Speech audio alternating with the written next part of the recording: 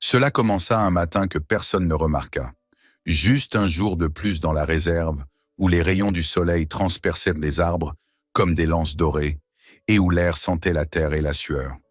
Le ranger Elias avait déjà parcouru ces sentiers des centaines de fois, mais cette fois, quelque chose était différent. La jungle était trop silencieuse. Aucun cri de singe, aucun chant d'oiseau, seulement le silence, et un étrange bourdonnement, comme celui d'une pensée en attente. La nature semblait suspendue, comme si elle se préparait à quelque chose de grand, d'inévitable. Elias s'arrêta au bord de la frontière sud, là où commençaient les marais. Dans les broussailles, quelque chose bougea. Une silhouette sombre, grande, mais non menaçante. C'était Quasi, le gorille d'eau argentée qu'Elias connaissait bien. Sauvé orphelin autrefois, Quasi était devenu le gardien silencieux de la section sud. Mais cette fois, quelque chose clochait. Quasi semblait agité, tournait en rond, ne se frappait pas la poitrine, ne posait pas. Son regard était fixe, rivé sur Elias. Puis il émit un grognement bref, brisé, se retourna et disparut dans la forêt. Elias n'hésita pas longtemps. Il laissa tomber son sac à dos et suivit le gorille. Quasi avançait vite, forçant Elias presque à courir. La végétation se densifiait, la lumière clignotait entre les feuilles. La sueur coulait sur le visage d'Elias, son souffle devenait lourd. Puis Quasi s'arrêta net, figé sous une clairière. Elias s'avança et le spectacle lui coupa le souffle. Un lion. Pas d'un lion ordinaire. Un mâle puissant, couvert de boue, dont la poitrine se soulevait en soubresauts douloureux. Une patte était lacérée, sa jambe prise dans un vieux collet en métal. La blessure était profonde, infectée, la terre en dessous trempée de sang. Le lion était affaibli, ses yeux vitreux de douleur. Et Quasi, il s'approche sans peur, sans hésitation. Non comme un ennemi, mais comme quelqu'un qui avait perdu quelque chose et venait de le retrouver. Le lion ne bougea pas. Il cligna faiblement des yeux, posa la tête au sol. Elias était stupéfait. Il appela aussitôt à l'aide. Lion pris dans un piège de braconnier. Saignement important. Apportez le kit. Tout à la station. Pendant que l'équipe se préparait, Quasi resta près du lion. Il ne quitta pas son côté, assis, émettant de petits grognements doux. Elias observe le souffle du lion se calmer peu à peu. C'était incompréhensible. Deux rois de leur monde. L'un blessé, l'autre protecteur. Elias se demanda quelle était cette connexion. Quasi se souvenait-il de quelque chose? Ou obéissait-il à un instinct profond? Quand les renforts arrivèrent, il n'y avait pas une seconde à perdre. Elias administra le tranquillisant, tandis que d'autres préparaient les pinces coupantes.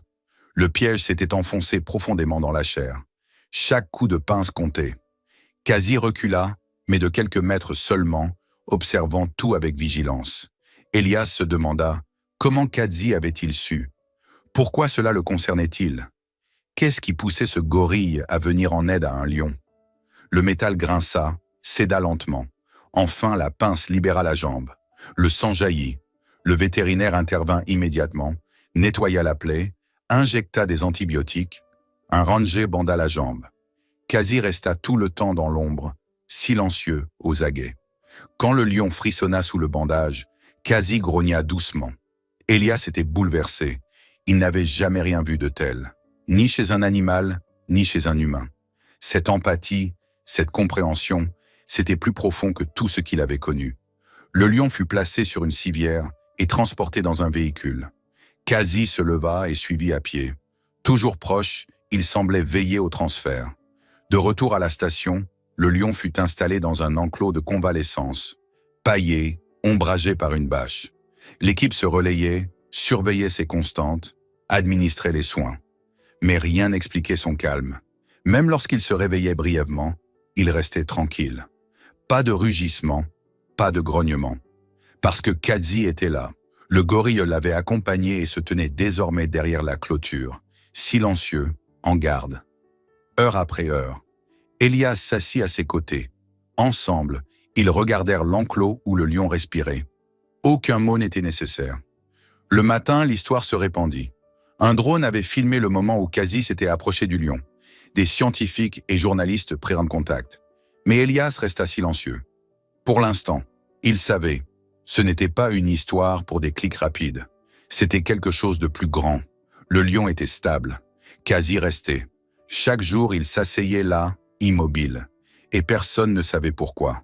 Mais Elias avait une intuition. Et l'histoire n'était pas terminée. Les premiers jours passèrent dans un rythme tendu. L'équipe de la station travaillait sans relâche. Le lion, désormais stabilisé, restait faible, bougeait à peine, mais absorbait de petites quantités d'eau et de nourriture. Son regard était souvent vide, mais jamais hostile. À chaque douleur, le lion tournait la tête vers la clôture, là où Quasi s'installait. Le dos argenté revenait chaque matin, avant l'aube. Il s'asseyait en silence, toujours au même endroit, et restait là. Il observait, veillait, respirait lentement. Elias se mit à prendre des notes, non pour un rapport, mais parce que son instinct lui disait qu'ici, quelque chose dépassait l'entendement. Sous la chaleur de midi, quand tout semblait figé, Quasi restait immobile. Seuls ses yeux suivaient chaque geste du lion. Le troisième jour, le lion s'était levé pour la première fois de quelques pas, lentement, tremblant, mais de manière consciente. Elias, qui préparait des médicaments, se figea. Le lion boitait jusqu'à la clôture, posa sa tête au sol, juste à l'endroit où Quasi était assis. Le gorille ne bougea pas. Puis il leva la main. Une grande main noire se posa contre le grillage, à quelques centimètres seulement du puissant museau. Le lion ne grogna pas. Il ferma les yeux. Elias était là, muet. Les vétérinaires se regardèrent. Personne n'osa dire un mot. C'était un instant de vérité, un lien que nulle formule scientifique ne pouvait traduire. Il y avait de la mémoire, de la reconnaissance, quelque chose qui remontait des profondeurs de leur passé, quelque chose que la nature n'avait jamais prévu et qui pourtant se révélait devant eux avec une clarté bouleversante. Cette même nuit, Elias fouilla dans de vieux dossiers. Quelque chose ne le lâchait pas. Le collier du lion était ancien, presque usé, mais il réussit à en déchiffrer l'identifiant. Un jeune lion, relocalisé plus d'1 an auparavant, alors âgé de moins de 2 ans, soigné à la station après avoir été retrouvé orphelin. Et d'après le rapport, il avait alors vécu dans un enclos voisin, près de celui du jeune Quasi. Les notes mentionnaient qu'il y avait eu des interactions, des jeux à travers la clôture. À l'époque, le personnel avait souri, parlant d'un caprice de la nature.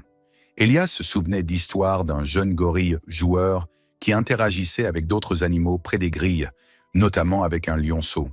À l'époque, personne n'y avait vu plus qu'un comportement curieux. Simple interaction animale, disait-il. Mais si c'était plus?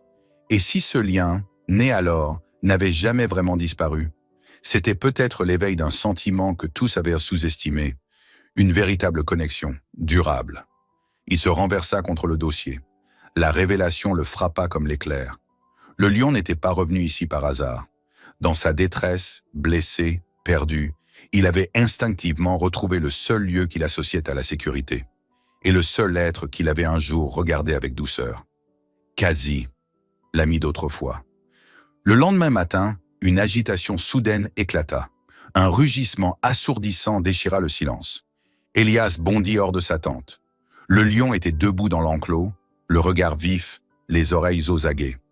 Quasi s'était également levé. Ses narines palpitaient. Quelque chose avait changé. Les oiseaux s'étaient tus, la lumière était devenue blafarde. Même l'air semblait plus lourd. Puis le message radio arriva. Trace à l'ouest de la porte sud, probablement des braconniers, armés. Le cœur d'Elias s'emballa. La station entra en alerte. Les systèmes d'alarme furent déclenchés, les rangers s'armèrent. Mais Quasi ne bougea pas. Il fixait l'enclos. Là, le lion se tenait, blessé mais droit, prêt. Leurs regards se croisèrent, et c'était comme si la nature elle-même parlait. Un nouveau code venait d'être écrit, et ces deux êtres en étaient les témoins. Du sous-bois, au-delà de la clôture, surgirent 2 hommes. Vêtements sales, armes en main. Ni ranger, ni chercheur. Elias cria, mais trop tard. L'un d'eux leva son fusil. Alors tout se produisit en même temps. Quasi poussa un rugissement qui résonna comme le tonnerre, chargea la clôture, les poings serrés. Le coup partit. Il frappa le grillage, fit jaillir des étincelles. Les braconniers hésitèrent. 3 autres gorilles surgirent de la forêt, la troupe de Quasi, et fondirent sur eux. Ils avançaient avec une fureur maîtrisée, comme des gardiens d'une frontière invisible qu'il ne fallait pas franchir. Les hommes s'enfuirent. La forêt les engloutit. Restèrent Élias, le lion et Quasi. Le dos argenté s'approcha lentement de la clôture. Le lion s'avança lui aussi, appuya son front contre le grillage. Quasi posa le sien contre le sien. Et un instant, tout fut silence. Deux rois, séparés par l'acier, unis par l'esprit. L'histoire n'était pas finie. Elle ne faisait que commencer. Le jour suivant, la réserve n'était plus un lieu isolé. L'information s'était propagée comme une traînée de poudre. Ce n'était pas une simple curiosité. C'était un événement qui touchait quelque chose de profond chez les gens. Un lien qui transcendait les espèces. Un souvenir de ce que la nature semblait avoir depuis longtemps perdu. Les titres de presse s'emballèrent. Le lien secret de la nature, Quasi et le roi, un gorille, un lion et la force de la compassion. Les journalistes appelaient, les scientifiques demandaient l'accès à l'enclos, des primatologues voulaient analyser le comportement de Quasi. Mais Élias refusa. Il était encore trop tôt, trop fragile. Ce qui se passait ici ne pouvait être ni mesuré ni étiqueté. Cela devait être compris avec le cœur, pas seulement avec l'esprit. Le lion se rétablissait lentement. Sa patte restait affaiblie, ses mouvements encore incertains. Mais il mangeait davantage, dormait plus profondément et ne montrait jamais de signes d'agressivité. Chaque fois que Quasi était présent, son rythme cardiaque ralentissait, sa respiration devenait régulière. Le vétérinaire en chef, un homme expérimenté avec des décennies de pratique, admit n'avoir jamais vu quelque chose de semblable. Même chez des congénères, une telle profondeur était rare. Quasi, lui, ne montrait aucun signe de lassitude ou de détachement. Chaque jour avant le lever du soleil, il était à son poste. Il refusait toute nourriture, ne s'éloignait pas d'un pas. Parfois, il touchait doucement la grille de la main lorsque le lion s'approchait. Parfois, il restait simplement là, tel un esprit protecteur silencieux. Un gardien venu d'un autre temps. Élias se plongea dans les anciennes vidéos des débuts de Quasi, et il trouva ce qu'il cherchait. Un court extrait, à peine 10 secondes. Un lionceau pressait sa truffe contre la clôture. De l'autre côté, un jeune Quasi, curieux, joueur. Le gorille tapait doucement la grille, le lionceau imitait son geste. À l'époque, l'équipe avait ri. Aujourd'hui, plus personne ne riait. Aujourd'hui, tous comprenaient, c'était peut-être là l'origine de tout. Une rencontre innocente, oubliée des hommes, mais ancrée profondément dans deux cœurs qui venaient de se retrouver. La 7e nuit, le lion se leva, différemment des fois précédentes. Il s'approcha lentement, mais avec assurance, de l'endroit où Quasi était assis et frotta sa tête contre la paroi. Ce n'était pas un geste d'exploration, mais une intention claire. Il se pressa contre la grille, comme s'il voulait imposer sa proximité. Quasi leva la main, toucha le grillage. Aucun bruit, aucun autre mouvement, juste le contact. Et cela suffisait pour maintenir la confiance. Mais une agitation montait en Quasi. Élias fut le premier à l'apercevoir. Le gorille n'était plus aussi calme. Sa respiration s'accélérait, il se levait plus souvent, jetait des regards inquiets vers la forêt. Élias comprit. Une décision devait être prise. La tension était visible à l'œil nu. C'était comme si Quasi sentait que leur chemin commun appelait un nouveau tournant.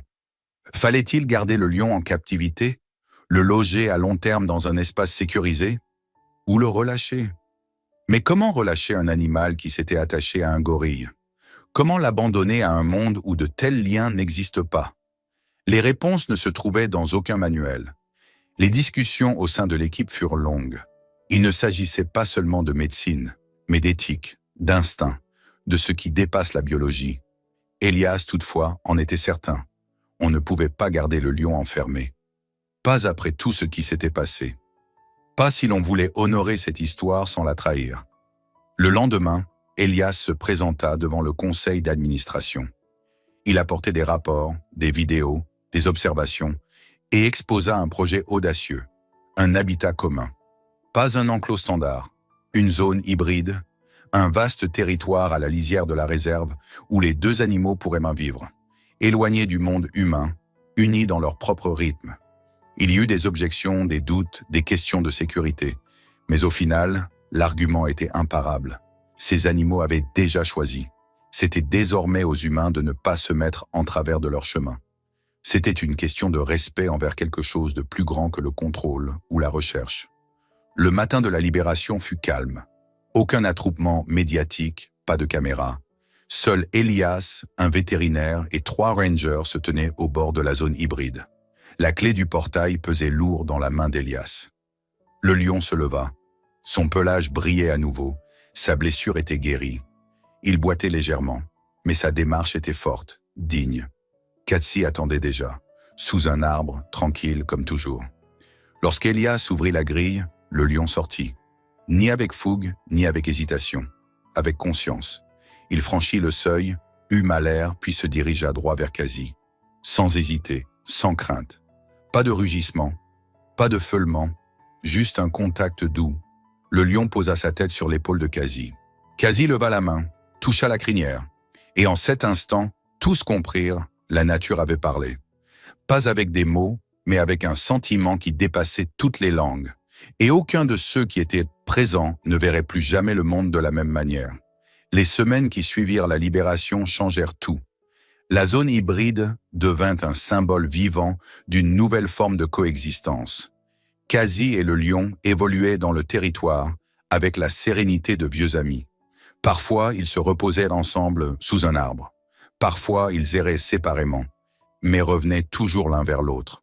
Leur comportement ne suivait aucun schéma, aucun plan humain, mais un équilibre naturel que personne n'aurait pu prévoir. Les scientifiques observaient, documentaient, débattaient. Mais aucune formule, aucune hypothèse ne parvenait à expliquer ce qui se passait là. Elias ne se laissait pas éblouir par les données. Pour lui, c'était évident. Ce phénomène n'était pas fait pour être disséqué, mais pour être respecté. C'était comme si une mémoire ancestrale s'était éveillée dans la nature sauvage. Et nul ne savait combien de temps elle durerait. Le monde extérieur s'y intéressa. Des dons affluèrent vers la station. Des militants louaient le projet. Les sceptiques se taisaient face aux images. Et pourtant, Elias tenait volontairement le public à distance. Non par méfiance, mais par respect. Certaines histoires sont trop précieuses pour être disséquées. Elles doivent simplement être vécues. Chaque nuit, Elias prenait des notes, non pour un rapport, pour lui-même. Le lien entre le gorille et le lion se renforça. Un soir, Elias vit le lion s'allonger aux côtés de Kazi, poser sa tête massive contre son épaule. Kazi ne bougea pas, son regard perdu au loin. Et Elias comprit qu'en cet instant, quelque chose se produisait, au-delà de toutes les lois connues. Ce n'était pas un comportement, c'était une relation, un accord silencieux, né du souvenir, de la loyauté et d'un sentiment qu'aucun scientifique ne saurait quantifier. Puis vint la pluie. Pendant des semaines, le ciel était resté muet, et maintenant, il s'ouvrait. La zone hybride devint boueuse, le terrain difficile. Beaucoup d'animaux se retirèrent, mais Kazi et le lion restèrent, ensemble comme toujours. L'humidité ne semblait pas les gêner. Au contraire, on aurait dit qu'ils puisaient leur force dans l'obscurité. Leur proximité se reflétait dans les flaques, leur confiance dans les gouttes suspendues aux feuilles. Un matin, un garde découvrit des traces fraîches près de la limite nord, des signes de braconnage. Aussitôt, les mesures de sécurité furent renforcées, les caméras vérifiées, les clôtures consolidées. Kazi réagit le premier. Il se posta entre la forêt et le lion, rugit vers l'obscurité. Le lion le rejoignit. 2 silhouettes dans la lumière naissante, prêtes à défendre. Une image gravée dans les mémoires. Mais le danger ne vint pas. À la place vint une décision. Le conseil d'administration se réunit à nouveau, cette fois avec Elias, des scientifiques et des spécialistes en éthique. Fallait-il étendre le projet, intégrer d'autres animaux, ou le préserver tel quel, brut, intact, authentique? Elias parle en dernier. Il ne présenta aucune théorie, aucun graphique. Il raconta simplement ce qu'il avait vu.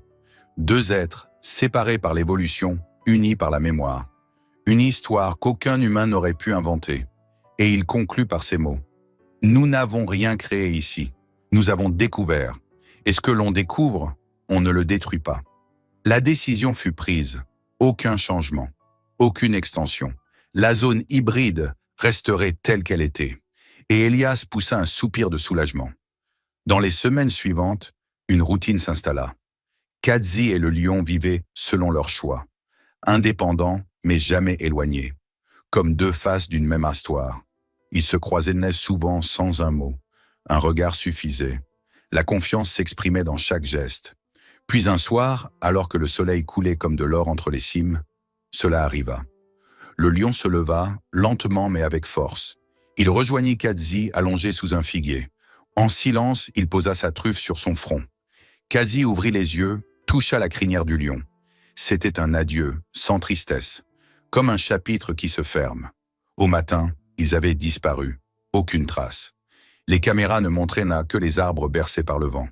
Elias sut, ils étaient partis. Où? Peu importait.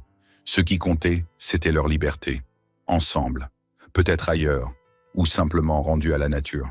Le monde chercha, questionna, supposa. Elias garda le silence. Dans son bureau, une seule photo. Kadzi et le lion, côte à côte sous un arbre. En dessous, cette phrase de sa main. Certaines histoires ne se terminent pas. Elles retournent au silence d'où elles sont venues.